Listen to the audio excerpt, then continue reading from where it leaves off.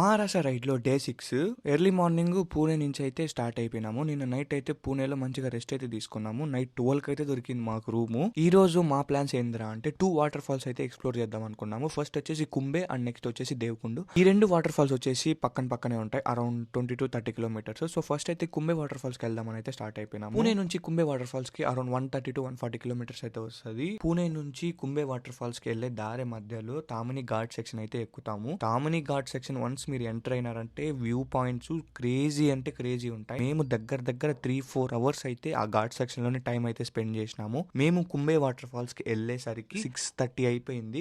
దేవకున్ water falls close అనేసి first Kumbhe water falls చూద్దాం అనేసి అయితే నేరుగా కుంబే వాటర్ ఫాల్స్ దగ్గరకు అయితే వెళ్ళిపోయినాము. కుంబే వాటర్ ఫాల్స్ అయితే క్రేజీ అంటే క్రేజీ ఎక్స్పీరియన్స్. సూపర్ అనిపించింది నాకు ఆ వాటర్ ఫాల్స్ మాత్రము. ఇంకా నైట్ చేసేది ఏం లేక లేట్ అయిపోయింది. ఇంకా అక్కడే దగ్గరలో నిజామాపూర్ ఉంటే నిజామాపూర్ లో ఒక రెస్టారెంట్ లో ఫుడ్ తినేసి ఆ రెస్టారెంట్ లోనే నైట్ టెంట్ అయితే వేసుకొని నైట్ అయితే స్టే అయితే చేసినాము. ఫుల్ వీడియో చూడాలనుకుంటే ఇన్స్టాగ్రామ్ బయోలో మన ఛానల్ లింక్ ఉంటుంది. క్లిక్ చేసి ఫుల్ వీడియో చూడండి. మన పేజ్ ని మర్చిపోకుండా ఫాలో అయిపోండి.